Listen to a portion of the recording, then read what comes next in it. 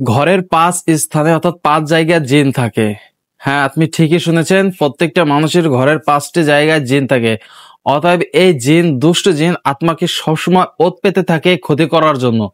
সবসময় তারা চেষ্টা করে মানুষের ক্ষতি করার জন্য। অতএব আত্মার ক্ষতি করার চেষ্টায় সবসময় তারা ওত পেতে থাকে। এখন কোন 5টি জায়গায়, প্রশ্ন হলো ঘরের কোন 5টি জায়গায় সবসময় জিন থাকে, জিনে চলাচল করে। অর্থাৎ আপনার ঘরে যদি দুষ্ট জিন থাকতেছে, আপনার ঘরে গেলাম রহমতের ফেরেশতা প্রবেশ করতেছে না, আর রহমতের ফেরেশতা প্রবেশ না করার কারণেই আপনার ঘরের ভিতর থেকে আল্লাহর তরফ থেকে যে রিজিক নির্ধারণ করা হয়েছে সেই রিজিক গুলো কমে যাচ্ছে। আপনার জীবনে অশান্তি চলে আসতেছে, আপনার জীবন থেকে সমস্ত শান্তি দূরে, অর্থাৎ শান্তি চলে যে দুঃখের যে একটা ছায়া আপনার জীবনে নেমে আসতেছে, শুধুমাত্র আত্মার ভুলের কারণে। আত্মার ঘরের কোন কোন জায়গায় জিন থাকে যার কারণে এত বিপদ আত্মা লেগে আসছে। অতএব প্রথমত জানতে হবে সেই কারণগুলো কি। আল্লাহ সুবহানাহু ওয়া তাআলা বলেন, আমি মানুষ আর জিন জাতিকে সৃষ্টি করেছি শুধুমাত্র আমার ইবাদত করার জন্য। অর্থাৎ এই দুইটা, জিন এবং মানুষকে আল্লাহ তাআলা সৃষ্টি করেছে শুধুমাত্র আল্লাহ তাআলার ইবাদত করার জন্য। এখন জানতে হবে প্রথমত কোথায় কোথায় জিন থাকে। 1 নম্বর হলো রান্নাঘরে আগুন ও চুলার জিনের স্থান। অর্থাৎ রান্নাঘরের যে আগুন, সেখানে রান্নাঘরে জিন চলাচল বেশি করে এবং সেখানে বেশি থাকে। কেননা আল্লাহ তাআলা বলেন, আমি জিনকে সৃষ্টি করেছি আগুনের লেহনীলার শিখা থেকে। অর্থাৎ আগুনের থেকে জিনকে সৃষ্টি করেছে। এখন একটা বিষয় হলো যে জিনিসটাকে যেটা দ্বারা সৃষ্টি করা হয় সেই জিনিসটা করলাম সেইখানে বেশি থাকে। অর্থাৎ আপনার ঘরের রান্নাঘরের যে চুলায় আগুনের যেখানে রয়েছে সেইখানে করলাম জিনের চলাচল, অর্থাৎ জিন বেশি থাকে।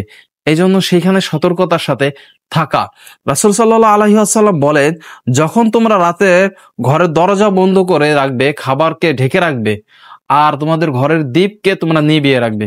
কেননা ওইখানে জিনকে খাবারের যে খাবার থাকে সেই খাবারে জিনের একটা খারাপ দৃষ্টি পড়ে, আপনি ওই খাবারটা খাচ্ছেন বা জিন ওইখানে চলাচল করে। আর এর করণীয় কি? এর করণীয় হলো যখন আপনি ঘরের আগুন জ্বালাবেন, অর্থাৎ বিসমিল্লাহ বলিয়া এটা করবেন। আপনার সন্দেহজনক হলে সূরা ফাতিহা পড়ে ফু দিবেন। তাহলে দেখা যাচ্ছে যে খারাপি যে নজরটা সেটা থেকে আপনি হেফাজতে থাকবেন। আর যে খারাপি যদি দুষ্ট জিন থেকেও থাকে সেইখান থেকে কলম সেটা চলে যাবে। অতএব 1 নম্বর হলো ঘরের যে রান্নাঘরের ওইখানে কলম জিনের চলাচল বেশি থাকে। 2 নম্বর হলো পুতুল ও প্রাণীর ছবি। অর্থাৎ আপনি আপনার ঘরের দিকে আজকে খেয়াল করে রাখুন, দেখুন কিনা আপনার ঘরে কোনো পুতুল বা কোনো প্রাণীর ছবি আছে কিনা। ঠিক আছে, এইখানে কলাম আল্লাহ রাসূল সাল্লাল্লাহু আলাইহি ওয়াসাল্লাম বলেন যে কোনো প্রাণীর ছবি বা কুকুর যদি ঘরের থাকে, কোন ছবি থাকে, তাহলে ওই ঘরে কলম রহমতের ফেরেশতা প্রবেশ করে না। আর রহমতের ফেরেশতা যেই ঘরে প্রবেশ করে না সেই ঘরে তো রহমত থাকবেই না। এটাই তো স্বাভাবিকতা, এটাই তো স্বাভাবিক। অর্থাৎ আপনার ঘরে আত্মার ভুলের কারণে রহমতের ফেরেশতা ঢুকতে পারতেছে না, অর্থাৎ দরজার সামনে এসে তারা ফেরত চলে যাচ্ছে শুধুমাত্র আত্মার ভুলের কারণে। এই জন্য বিশেষ করে হলেও এই যে খারাপি কোনো পুতুলের ছবি বা কোনো প্রাণীর ছবি, এগুলো থেকে আত্মাকে দূরে রাখতে হবে।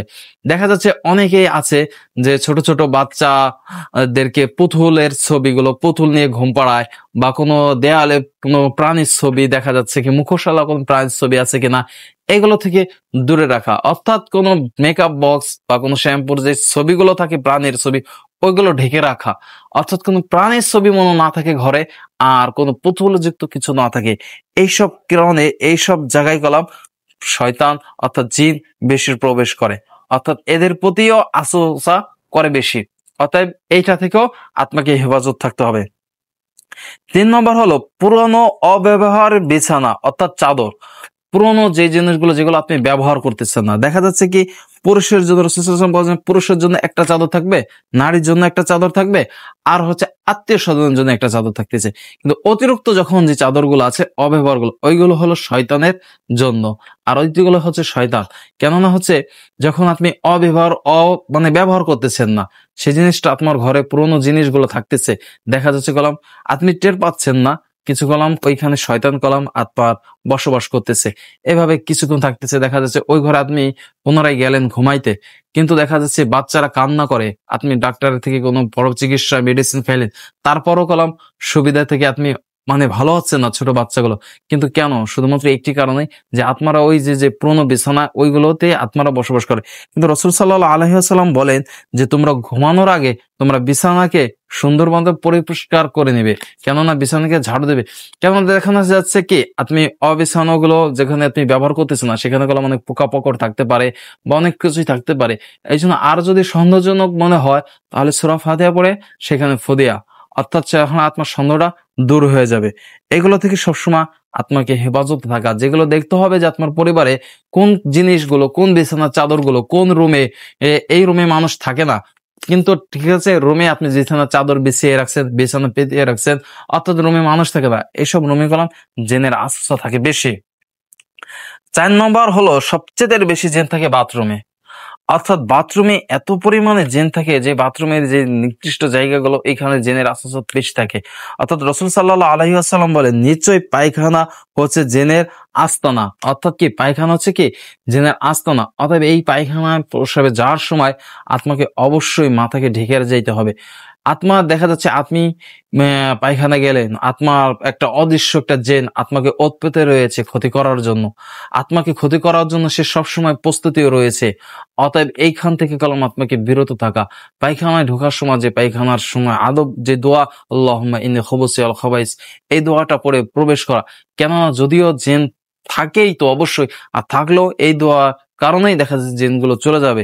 আর পায়খানায় প্রস্রাবের সময় অবশ্যই মাথা ঢেকে রাখা, মাথায় কোনো কিছু একটা নিয়ে যাওয়া, মাথা কি কাপড়টাকে ঢেকে রাখা, কেননা এইখানেই বেশি থাকে। আর দেখা যাচ্ছে কি অনেকে মানুষ আছে যে পেশাব পায়খানায় উলঙ্গ হয়ে গোসল করে। এটা আসলে দেখা যাচ্ছে একটা নিকৃষ্ট কাজ। কেননা দেখেন দুনিয়ার মানুষ না দেখলো আল্লাহ তাআলা তো অবশ্যই দেখতেছেন। আর এটাকে আল্লাহ তাআলার সামনে তো আপনার ইজ্জতটাকে আরো বেশি রাখা। আরো দেখা যাচ্ছে জেনে আপনাকে দূর থেকে ছায়া, অর্থাৎ দূর থেকে আপনাকে দৃষ্টি আকর্ষণ করতেছে। অতএব এইগুলো থেকে আপনাকে বিরত থাকা কলাম। অতএব বাথরুমে যাওয়ার সময় আপনাকে এই দোয়াটা পড়ে অবশ্যই যা। কেননা দেখা যায় বাথরুমে কি সবচেয়ে বেশি জিনের চলাচল এবং সবচেয়ে জিন বেশি থাকে। আর 5 নম্বর হচ্ছে অব্যবহার মানে যেগুলো ব্যবহার করেন না সেগুলো ঝুলন্ত জামা কাপড়। অর্থাৎ ঝুলন্ত জামা কাপড় গুলো দেখা যাচ্ছে আপনার আলমারিতে, আপনার ঘরে, আপনার এই মানে রুমে অনেক থাকে। রাসূল সাল্লাল্লাহু আলাইহি ওয়াসাল্লাম বলেন তোমরা তোমাদের কাপড় অর্থাৎ জামা কাপড়কে ভালোভাবে ঢেকে রাখবে। ঝুলন্ত কাপড়কে অর্থাৎ ঝুলন্ত কাপড় শয়তানের বসবাস করতে পারে। অর্থাৎ ঝুলন্ত কাপড়, যে ঝুলন্ত কাপড়গুলো থাকে সেই কাপড় কি শয়তানের বসবাস করতে পারে। অর্থাৎ সেইগুলো থেকে কি বিরত থাকা। অর্থাৎ আপনার ঘরে দেখা যাচ্ছে আপনি একটা ঝুলন্ত কাপড় রাখছেন, অর্থাৎ সেই কাপড়ে থাকার কারণে দেখা যাচ্ছে কি আপনার কি ওই শয়তানগুলো ওই জামা কাপড়ে প্রবেশ করতে পারতেছে বা কোনো ধরনের বিষাক্ত পোকও থাকতে পারে। এইগুলো থেকে আপনাকে সতর্কতা থাকা শেখা। যখন আপনি এই ঝুলন্ত কাপড়টা ব্যবহার করতেছেন অতএব ওইটা দেখা যাচ্ছে আপনার শয়তানের অস্বস্থতা থাকতে পারে, শয়তান থাকতে পারে, এগুলো থেকে বিরত থাকা। এই জন্য বিশেষ করে জামা কাপড়কে ঢেকে রাখা, আর না হলে জামা কাপড়গুলোকে ভাঁজ করে রাখা, অর্থাৎ এগুলোকে মাঝে সাঝে ধুয়ে পরিষ্কার পরিচ্ছন্ন রাখা, অর্থাৎ এইগুলো থেকে বিরত থাকা। আল্লাহ রাসূল সাল্লাল্লাহু আলাইহি ওয়াসাল্লাম বলেন দুইটা জিনিস মানুষ জানে না, একটা হলো কি সুস্থতা যে কি নিয়ামত এটা মানুষ জানে না, আর অবসর সময় এটা যে তার জীবনে কতটা গুরুত্বপূর্ণ এটা মানুষ থেকে জানে না। অতএব এই যে 5টি কারণ বললাম, এই 5টি কারণ অবশ্যই আপনি সতর্কতার সাথে থাকবেন। আপনার ঘরে আজকে থেকে দেখুন যে আপনার ঘরে এইগুলো আছে কিনা, এই 5টির কোনো একটি কারণ আছে কিনা। আপনি এই 5টি কারণ সবসময় মতো সতর্কতার সাথে থাকবেন। কেননা দেখা যাচ্ছে কি আত্মার ভুলের কারণেই আপনার ঘরের রহমত উঠে যাচ্ছে, আত্মার ভুলের কারণে আপনার ছেলে সন্তানরা বিপদের মুখে হচ্ছে, আত্মার দোষেই আজকে আপনি এত বড় বিপদে আছেন। অতএব এই 5টি জায়গা থেকে এই 5টি বিকল্পনা উপায় আপনাদের বলে দিলাম। সবসময় মতো সতর্কতা থাকবে সঙ্গে। আল্লাহ তাআলা প্রত্যেকটা মানুষকে হেফাজত করুক। আমিন।